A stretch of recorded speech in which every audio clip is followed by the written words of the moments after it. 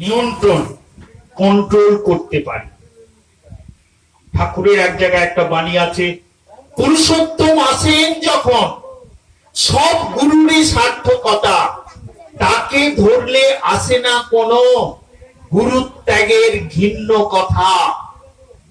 সেই পুরুষোত্তম যিনি যুগে যুগে এসেছিলেন, আবার তিনি এসেছেন।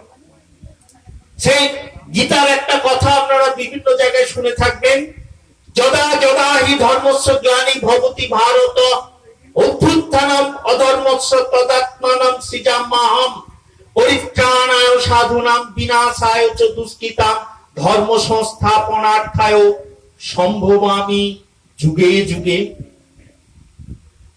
তাহলে এই জগৎ সংসারে যখন অধর্ম প্রধান হয়ে ওঠে, যখন